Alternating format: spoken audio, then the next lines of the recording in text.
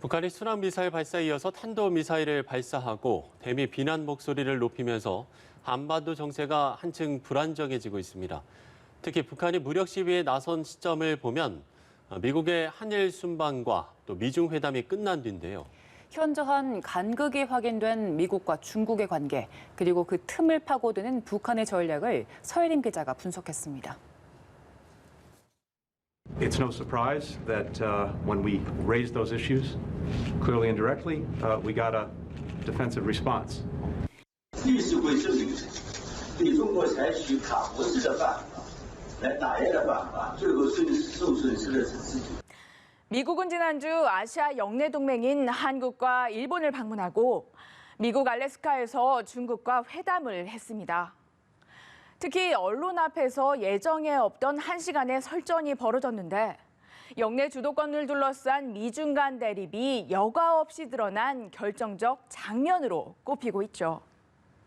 이 사건으로 더욱 분명해진 건 바이든 시대에도 미국은 자국의 이익을 극대화하기 위해 중국을 더욱 압박할 거라는 점이었습니다. 다만 트럼프 행정부와의 차별점이라면 바이든 정부는 다자적인 접근을 택하고 있다는 점이죠. 특히 트럼프 행정부의 경우 중국과 1대1로 맞서는 쪽을 택했다면 바이든 행정부는 이른바 가치 동맹을 규합하며 중국을 포위하는 겁니다.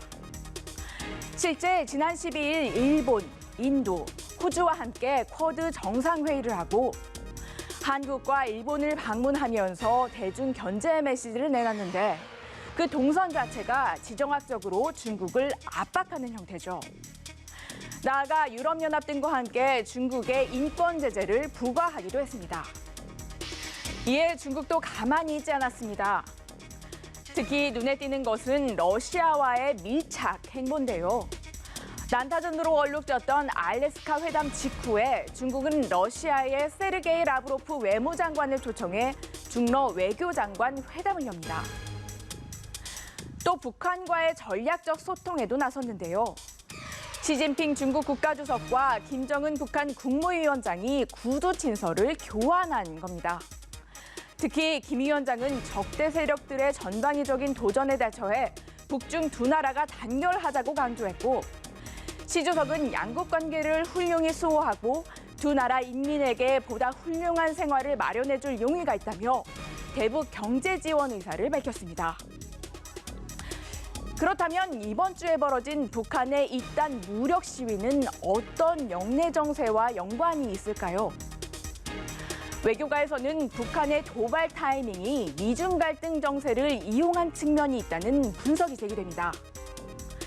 미국과의 마찰이 심해질수록 중국은 북한을 영내 영향력을 보여줄 자산으로 여기는 경향이 강해지는데 북측으로선 이에 힘입어 더 도발적인 행동을 할 공간이 열리게 된다는 겁니다.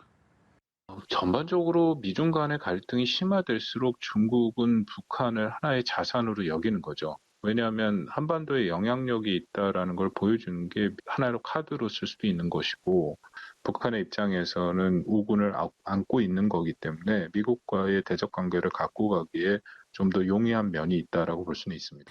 실제 중국은 북한의 미사일 발사에 대해 대화와 협상 원칙만 강조했고 중국과 밀착도를 높이고 있는 러시아 역시 원론적 입장만 내놨습니다. 특히 이번 주 방한한 라브로프 외교장관의 경우 북한이 동해상으로 탄도미사일을 쏜 날 정유용 장관과 회담을 했는데요. 모든 관련국이 군비 경쟁을 포기해야 한다며 미국을 겨냥하는 듯한 입장만 내놨죠.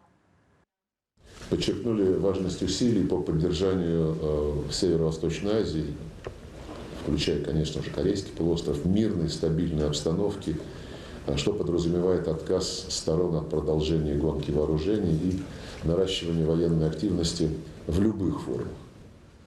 이런 영내 정세로 인한 정부의 고민은 깊어질 수밖에 없습니다.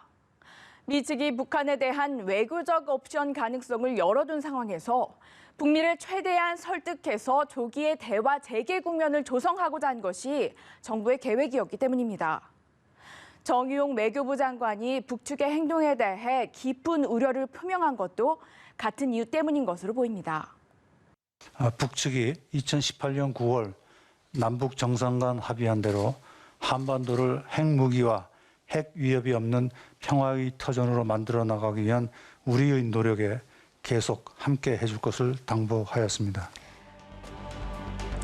구체적인 북한 대응 방안은 다음 주 미국 워싱턴에서 열리는 한미일 3국 안보실장 회의에서도 다뤄질 것으로 보입니다.